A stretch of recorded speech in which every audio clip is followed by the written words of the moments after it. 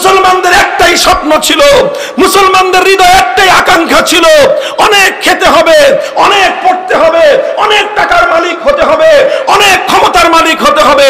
এত কিছু না, শুধু আমরা একটাই জিনিস চাই, একটা মানচিত্র চাই, একটা ভূখণ্ড চাই, একটা দেশ চাই, যে দেশে আর কিছু থাকুক বা না থাকুক আইন থাকবে কার? এটার জন্য মুসলমানদেরকে অনেক ত্যাগ স্বীকার করতে হয়েছে। হাজার হাজার নয়, লক্ষ লক্ষ মুসলমানদেরকে নিজেদের বাপদাদার মাটি ভিটা ছাড়তে হয়েছে।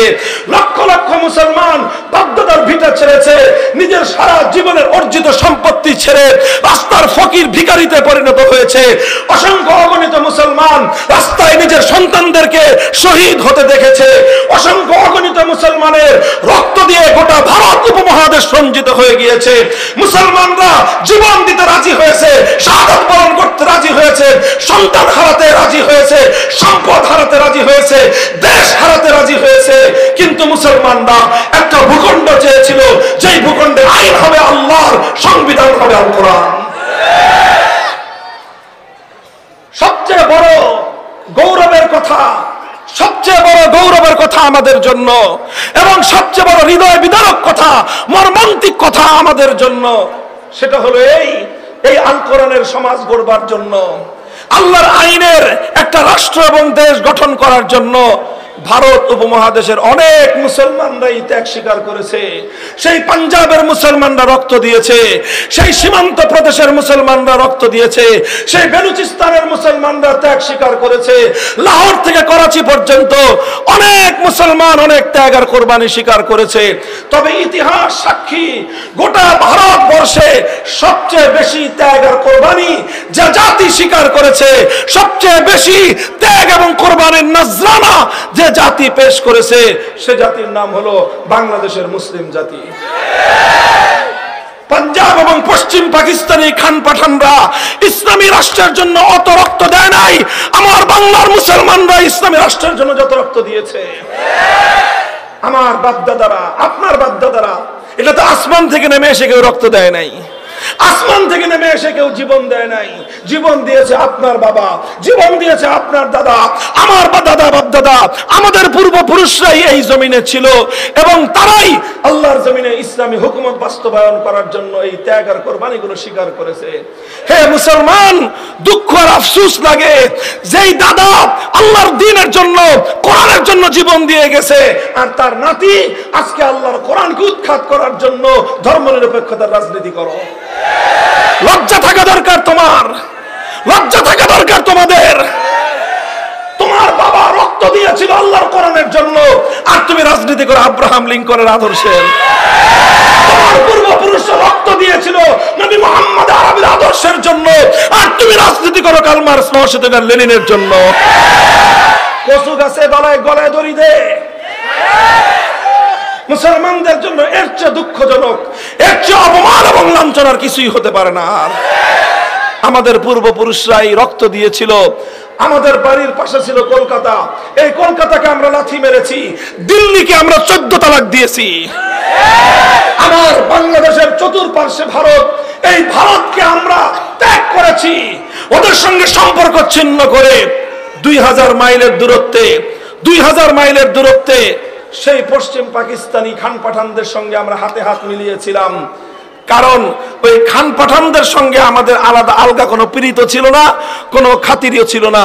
শুধু একটা জিনিস, একটা আকাঙ্ক্ষা, একটা তামান্না, একটা চেতনা আমাদের পূর্বপুরুষদের বুকে ছিল, সেটা হলো মুসলমানদের জন্য একটা আলাদা রাষ্ট্র হবে, আর যেই রাষ্ট্রের আইন হবে আল্লাহর, যে রাষ্ট্রে আল কোরআন হবে সংবিধান। এরপরে 1947 সালে সেই দেশ হলো, সেই দেশটার নাম রাখলো সবাই পাকিস্তান। কিন্তু সেই পাকিস্তানের ক্ষমতা যাদের হাতে গেল, পশ্চিম পাকিস্তানি খান পাঠানরা, তারা এবার টালবাহানা শুরু করলো। তারা মুসলমানদেরকে, মুসলমানদের আবেগ, ইমানি আবেগকে নিয়ে তারা মুসলমানদের জন্য আলাদা ভূমি, স্বাধীন ভূমি গঠন করলো। সেই স্বাধীন ভূমিতে কথা ছিল আইন হবে কার? সেই স্বাধীন ভূমিতে কথা ছিল আল কোরআন হবে সংবিধান। কিন্তু পশ্চিম পাকিস্তানি খান পাঠান স্বৈর শাসকরা, তারা তো কোরআনের আইন জারি করে না, আল্লাহর আইন তারা বাস্তবায়ন করে না। আমাদের আলেম ওলামারা বলল, কি ব্যাপার রাজনৈতিক লিডার সাহেবরা, কথা ছিল তো আল্লাহর আইন দিয়ে দেশ চলবে, এখনো আপনারা ব্রিটিশের বানানো আইন দিয়ে দেশ চালাচ্ছেন কেন? তখন তারা জবাব দিল যে হুজুর, ইসলামের আইন তো একটু কঠিন, আর রাষ্ট্রটা এখনো শিশু। এই শিশু রাষ্ট্র কঠিন আইন দিয়ে চালানো সম্ভব না। কঠিন আইন দিয়ে চালাইতে গেলে এখন আমাদেরকে পশ্চিমা বিশ্ব তারা সাহায্য সহযোগিতা করবে না, এই শিশু রাষ্ট্র আমরা বাঁচায় রাখতে পারবো না। হুজুররা বললেন, ঠিক আছে তাহলে তাড়াতাড়ি করেন, তাড়াতাড়ি করেন। 5 বছর পরে জিজ্ঞাসা করলো, আপনার এই শিশু রাষ্ট্র বড় হয়েছে? শাসকরা কয় যে না, এখনো বড় হয়নি, এটা শিশু আছে, আরো কিছুদিন লাগবে। 10 বছর পরে জিজ্ঞাসা করা হলো, এটা বড় হয়েছে? কয় না, আরো কিছুদিন লাগবে। 15 বছর পরে জিজ্ঞাসা করলো, শিশু বড় হয়েছে? কয় না, এখনো বড় হয় নাই, আরো কিছুদিন লাগবে। 20 বছর পরে জিজ্ঞাসা করা হলো, তোর বুইরা খাটার শিশু এটা কবে বড় হবে? তোর এই পাকিস্তান নামক বুইরা খাটার শিশু কবে বড় হবে? আমার আব্বাজান শাইখুল হাদিস আল্লামা আজিজুল হক রহমাতুল্লাহি আলাইহি বড় দুঃখ নিয়ে একটা কৌতুক বলতেন যে 24 বছরেও যেই পোলা বড় হয় না, শিশুই থাকে। 24 বছরে যেই ছেলে সাবালক হয় না, ওই পোলা 90 বছরেও বালেগ হবে না।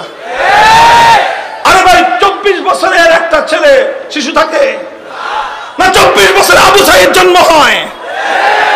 আর 24 বছরের যুবক তো বুলেটের আঘাতের সামনে, স্বৈরাচারী জালিমের বুলেটের সামনে বুক টান করে দিয়ে জাতির জন্য অকাতরে জীবন দেয়।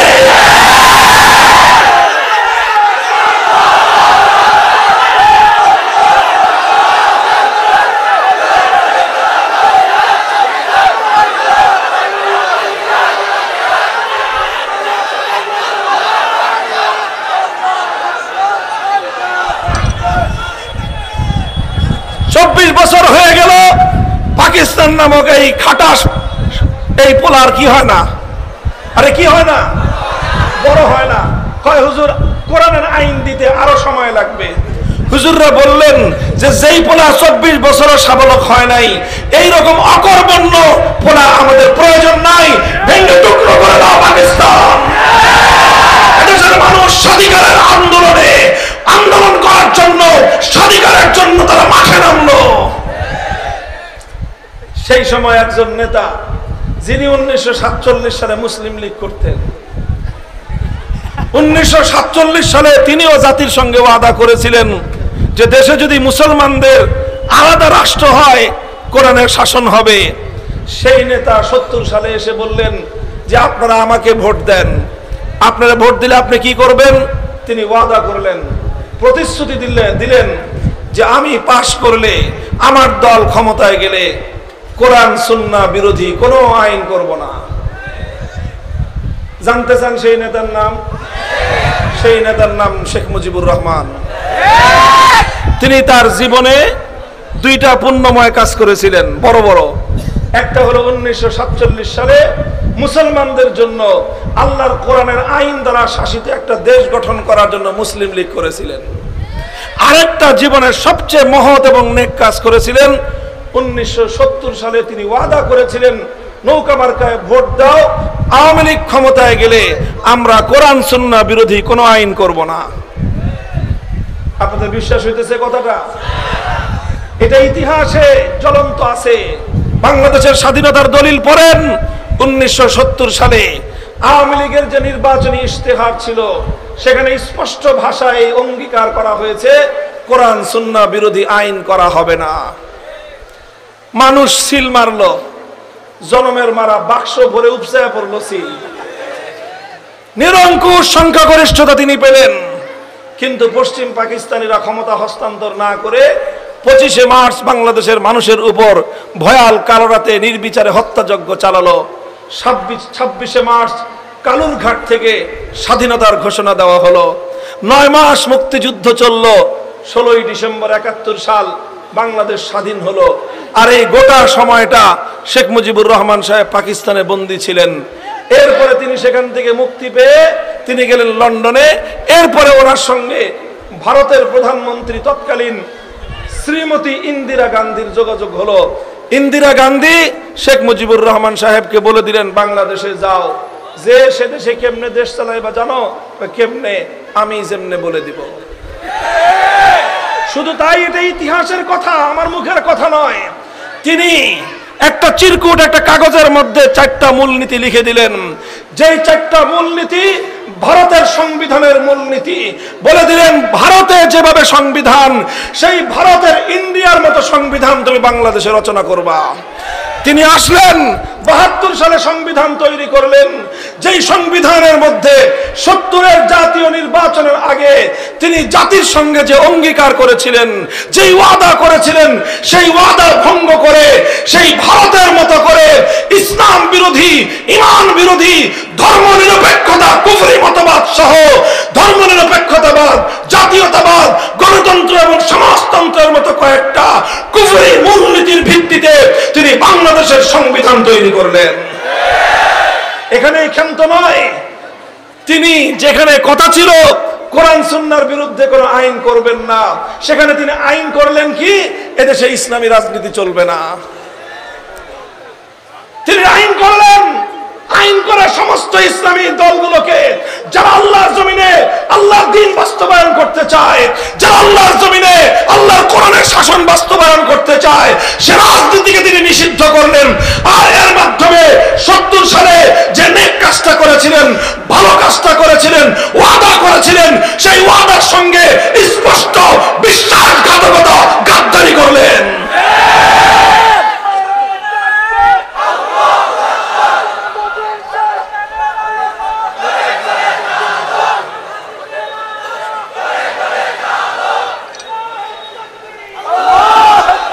মুহতারাম হাজিরিন, এইভাবেই 72 সাল থেকে আজ 2024 সাল পর্যন্ত মাঝখানে কিছু কিছু সামান্য পরিবর্তন হয়েছে। 72 সালে ভারতের দালালি এবং গোলামীর সংবিধান বাংলাদেশের মানুষের উপর চাপিয়ে দিয়ে 71-এর মুক্তিযুদ্ধের চেতনাকে গলা টিপে হত্যা করা হয়েছে। 71-এর মুক্তিযুদ্ধ ছিল মানুষের অধিকার আদায়ের সংগ্রাম। 71-এর মুক্তিযুদ্ধ ছিল জালিমের বিরুদ্ধে মজলুমের লড়াই। 71-এর মুক্তিযুদ্ধ ছিল খান পাঠানদের বৈষম্যের বিরুদ্ধে লড়াই এবং সংগ্রাম। আর 72-এর যে সংবিধান করা হলো, ধর্মনিরপেক্ষতা, মুক্তিযুদ্ধের 71 সালে কেউ একবার উচ্চারণ করে নাই। ধর্মনিরপেক্ষতার কথা 1971-এর আগে কেউ কোনোদিন কোথাও বলে নাই। হঠাৎ করে স্বাধীনতার পরে 72 সালে ইন্দিরা গান্ধীর প্রেসক্রিপশন দিয়ে ভারতের সংবিধান থেকে পাচার করে বাংলাদেশকে ভারতের পায়ের নিচে বলি দেওয়া হয়েছে।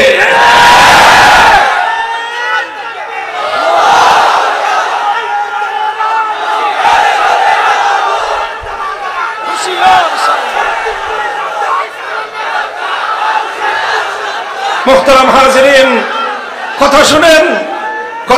আপনারা কেউ মনে করতে পারেন যে হুজুর এই রাজনীতির পেছাল পারতেছেন কে? শুনে রাখেন, এটা শুধু রাজনীতি না, এটা এমন এক কথা, এই কথার সঙ্গে এই বাংলাদেশের 18 কোটি ইমানদারের ইমানের সম্পর্ক। এই কুফরি সংবিধান যদি আপনারা পরিবর্তন করতে না পারেন, যতই নামাজ, হজ, রোজা যাই করেন, কিছু না কিছু জায়গায় গিয়ে বাধ্য হয়ে আপনাদেরকে ইসলাম বিরোধী কাজ করতেই হয়। বলবেন হুজুর শুধু আমাদের করতে হয়? না না, এই হুজুরদেরও করতে হয়। কারণ আমরা সবাই সংবিধানের অধীনে থাকি। আমরা সবাই সংবিধানের অধীনে থাকি। সংবিধানের অধীনে থাকার কারণে আমাদের অধিকার নষ্ট হলে, আমরা কোথাও কোনো অন্যায়ের শিকার হলে আমাদেরকে আদালতে মামলা করতে হয়। অথচ ইসলাম বলেছে, আল কোরআন বলেছে যে আল্লাহর আইন ছাড়া কোন মানুষের বানানো আইনের কাছে বিচার চাইলে সে তাগুত এবং সে কাফেরে পরিণত হয়। অথচ আমাদেরকে প্রতিদিন এই ব্রিটিশের বানানো আইনের দ্বারা পরিচালিত আদালতে যেতে হয়। কথা বলেন, আদালতে আমরা বাধ্য হয়ে যাই, এই জন্য মুশরিক হয়ে যাই নাই। শুনেন, কথাটা বুঝেন, বাধ্য হয়ে আদালতে যান, এই জন্য আপনার ঈমান ঠিক আছে। কিন্তু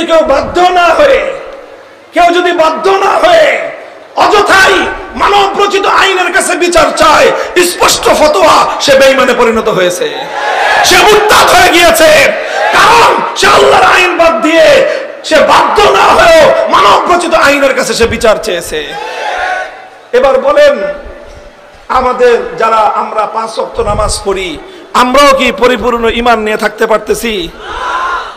যদি মন্ত্রী হয় কেউ, আরে ভাই, বর্তমানে তো আমাদের বাংলাদেশের একজন নামকরা আলেম, আমাদের গোটা বাংলাদেশের আলেমদের মাথার মুকুট, বর্তমান ধর্ম উপদেষ্টা আল্লামা আফম খালিদ সাহেব, জবরদস্ত আলেম। তিনি একজন মুহাদ্দিস, বর্তমান সময়ে বাংলাদেশের অন্যতম প্রাচীন মাদ্রাসা জিরি মাদ্রাসায় হাদিস পড়ান। এত বড় একজন মুহাদ্দিস, তিনি মন্ত্রী হয়েছেন। উপদেষ্টা মানে মন্ত্রী। মন্ত্রী হয়ে ওনাকে মরা মানুষের বেদির উপর ওনাকেও ফুলের তোড়া দিতে হয়েছে, কারণ এটা সাংবিধানিক বাধ্যবাধকতা। অথচ মরা মানুষের বেদির উপর কোন ফুল দেওয়া এটা ইসলাম ধর্ম মতে সম্পূর্ণরূপে হারাম। এই হারাম কাজটা ওনাকে করতে হয়েছে। যারা সংসদে যায়, সংসদ সদস্য নির্বাচিত হয়ে যারা সংসদে যায়, তাদেরকে এমন শপথ বাক্য পাঠ করতে হয় যেই শপথ বাক্য পাঠ করলে একজন মানুষের ঈমান ক্ষতিগ্রস্ত হয়। কিন্তু এটাও করতে হয় কারণ আমরা এই সংবিধানের অধীনে আছি। কথাটা বুঝতে পারছেন? আচ্ছা, মনে করেন আপনারা এখন যত মানুষ এই শামিয়ানার নিচে আছেন, এই শামিয়ানার উপরে মনে করেন যদি নীল রংটা যে আছে, একটু পানি পড়লেই যদি এই নীল রংটা গলে গলে পড়ে, আর এখন যদি আসমানের উপর থেকে বৃষ্টি হয়, তাহলে আপনারা যত মানুষ আছেন ইচ্ছায় অনিচ্ছায় এই শামিয়ানার রং থেকে, এই ময়লা থেকে আপনারা কেউ মুক্তি পাবেন? কারণ আমরা তো শামিয়ানার নিচে, আমরা দেশে আছি। আর আমাদের দেশের সংবিধানটা কুফরি সংবিধান হওয়ার কারণে আমি, আপনি, ইমাম সাহেব, মুসল্লি সাহেব, যা আছে, হাজি গাজী, হযরত, হুজুর, পীর সাহেব, কেবলা, যা আছে সব সহ কোথাও না কোথাও আমাদেরকে ইচ্ছায় হোক অনিচ্ছায় হোক, বাধ্য হয়ে হোক, আমাদেরকে ইসলাম বিরোধী অনেক কাজ করতে হয়। আমি আপনাদের কাছে জিজ্ঞাসা করতে চাই, আমার পূর্বপুরুষরা যেই কোরআনী শাসনের জন্য জীবন দিয়েছিলেন, আমাদের পূর্বপুরুষরা যেই কোরআনী সংবিধানের জন্য রক্ত দিয়ে, শাহাদাত দিয়ে আমাদের জন্য একটা স্বাধীন মাতৃভূমির মানচিত্রকে তারা অর্জন করেছিলেন, সেই মানচিত্র আর কতকাল ব্রিটিশ প্রবর্তিত কুফরি শাসন দ্বারা, ব্রিটিশ প্রবর্তিত মানব রচিত কুফরি আইনের দ্বারা, ধর্মনিরপেক্ষতার মতো কুফরি সংবিধান দ্বারা আর কতদিন চলবে আপনারা জান? বলেন, আর কতদিন চালাতে চান? তাহলে আপনারা কি চান? বসেন। আজ বর্তমানে বাংলাদেশে ইসলামের দৃষ্টিতে, কোরআন হাদিসের দৃষ্টিতে স্পষ্ট দুটি কথা আমার। সর্বশেষ 1 নম্বর কথা হলো, এখন আমরা তো বহু আগে থেকেই বলতেছি, ভারত আমাদের উপর আগ্রাসন চালায়, ভারত আমাদের পানি আটকে রাখে, ভারত আমাদের ফেলানীদেরকে সীমান্তে গুলি করে হত্যা করে, ভারত আমাদেরকে বিনা পুঁজিতে, বিনা টাকায় আমাদের বুকের উপর দিয়ে ট্রানজিট নিয়ে যায়, ভারত আমাদের দেশের উপর 15 বছর পর্যন্ত তার একটা গোলাম এবং তার দাসীকে গোটা বাংলাদেশের মানুষের বুকের উপর জোর করে ক্ষমতার মসনদে বসিয়ে রেখেছিল। এই কথা বলতে বলতে বলতে বলতে আমাদের হুজুরদের মুখে তো ফেনা উঠে গেছে। এখন আমাদের এই কথায় পানি ঢুকছে বাংলাদেশ সরকারেরও কানে। এখন এই সেদিন প্রধান উপদেষ্টা ডেকেছেন সারা দেশের সব ধর্মের লোকজনদেরকে, সব রাজনৈতিক দলদেরকে একটা কথা বলার জন্য যে ভারতের আগ্রাসনের বিরুদ্ধে আজ বাংলাদেশের মানুষকে ঐক্যবদ্ধ হতে হবে। আমরা ওই কথার সঙ্গে একমত। ওই কথার সঙ্গে একমত কিনা আপনারা? দেশপ্রেমিক গোটা বাংলাদেশের সকল মানুষ আজকে আমরা একমত। তবে আমরা একটা কথা বলি, বিষ বৃক্ষ চিনেন? যে গাছে বিষ ছড়ায়, আপনি সেই বিষের গাছকে যদি আপনি গোড়ায় পানি ঢালেন আর ডাল ছাটেন, এতে উপকার হবে? আপনি ডাল ছাটবেন, একটা ডাল ছাটলে সেখান থেকে আরো 3টে ডাল বের হবে। এই জন্য বিষ বৃক্ষের বিষ থেকে মুক্তির উপায় হলো একবারে গোড়া শুদ্ধ কাটো। ভারতের আগ্রাসনের বিষ 72 সালের সংবিধানের মধ্যে ধর্ম নিরপেক্ষ মতবাদের মাধ্যমে ভারত বাংলাদেশকে তার গোলামের দেশে পরিণত করে রেখেছে। ভারতীয় আগ্রাসন থেকে মুক্তি চাইলে, ভারতীয় আগ্রাসন থেকে বাংলাদেশ যদি সত্যিকার অর্থে আত্মমর্যাদা নিয়ে মাথা উঁচু করে দাঁড়াতে চায়, ভারতীয় ধর্ম নিরপেক্ষ মতবাদ বাংলার সংবিধান থেকে বঙ্গোপসাগরে ভাসায় দাও।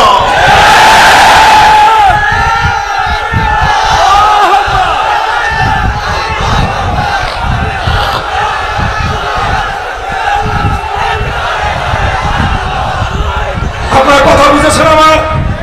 আরেকটা কথা, শেষ কথা। এই বাংলাদেশে এখন একটা আওয়াজ চারিদিকে, সংবিধান সংস্কার। কি আওয়াজ? এই যে আমরা আল্লাহর আইনের কথা যে বললাম, এই সব আইন হয় সংবিধান দিয়ে। আমরা চাই আজ বাংলাদেশ, যে বাংলাদেশে 5ই আগস্টের বিপ্লব হয়েছে, যে বাংলাদেশে আবু সাঈদ অকাতরে জীবন দিয়েছে, যে বাংলাদেশের জন্য বীর মুগ্ধরা রক্ত দিয়েছে, যে বাংলাদেশের বিপ্লবের 1 ঘন্টায় টেকনাফ থেকে তেতুলিয়া গোটা বাংলাদেশের সমস্ত মুসলিম স্থাপনা থেকে সমস্ত মূর্তি ভেঙে গুড়িয়ে দেওয়া হয়েছে, সেই বাংলাদেশের 5ই আগস্টের বিপ্লবের পর আমরা একটা জিনিস চাই, যেটা চেয়েছিল আমাদের বাপদাদারা, যেটার জন্য আমার পূর্বপুরুষরা বালাকোটের রণাঙ্গনে জীবন দিয়েছিল, যেটার জন্য 1857 সালে সামেলির রণাঙ্গনে আমাদের পূর্বপুরুষরা জীবন দিয়েছিল, যেটার জন্য 1947 সালে অসংখ্য মা বোন, অসংখ্য পিতা মাতা তারা তাদের সম্ভ্রম হারিয়েছে, তাদের সম্পদ হারিয়েছে, কলিজার টুকরা সন্তান হারিয়েছে, অনেক কিছু হারিয়ে মুসলমানদের জন্য আলাদা ভূখণ্ড পেয়েছিলাম। আমরা চাই সেই মুসলিম ভূখণ্ডে, সেই মুসলমানদের দেশে এমন একটা আইন অন্তত সংবিধানে সংযুক্ত হোক, যেই আইনের কারণে আর আমাদের মুসলমানদেরকে ইচ্ছা অনিচ্ছায় ইসলাম বিরোধী কুফরি কোনো কাজের সঙ্গে সম্পৃক্ত হতে হয় না। কথা বলেন, প্রয়োজন আছে না নাই? এই জন্য একটা আইন, শুধু ছোট্ট একটা কথা বলবো, ভাষা যেটাই হোক, আমাদের স্পষ্ট দাবি হলো সংবিধানে এমন একটা ধারা সংযুক্ত করতে হবে, সেই ধারাটা হলো এই দেশে আর কোন কোরআন সুন্নাহ বিরোধী আইন, আল্লাহ শরিয়া বিরোধী কোন আইন, কোন নীতি, কোন নীতিমালা, কোন বিধান কার্যকর হবে না, থাকলে বাতিল বলে গণ্য হবে। একমত আপনারা? একমত আছেন? কাজী আমরা বর্তমান কর্ণধারদেরকে বলতে চাই, এদেশের মানুষের 100 বছরের হৃদয়ের আকাঙ্ক্ষা পূরণ করুন। কথা বলেন ঠিক না বেঠিক? যদি সহজে এই আকাঙ্ক্ষা আমাদের পূর্ণ না হয়, কি করবেন আপনারা বলেন? এদিকে তাকান। যদি আমাদের 100 বছরের এই হৃদয়ের আকাঙ্ক্ষা যদি পূর্ণ না হয়, তাহলে কোরআন বিরোধী আইন বাতিলের জন্য, ইসলাম বিরোধী আইন এবং বিধানগুলোকে বাতিল আর অকার্যকর করার জন্য যদি জীবন দিতে হয়, যদি রক্ত দিতে হয়, যদি শহীদ হতে হয়, 2000 নয়, 2 লক্ষ নয়, 2 কোটি যুবকের রক্ত দিয়ে যদি আল কোরআনকে বিজয়ী করতে হয়,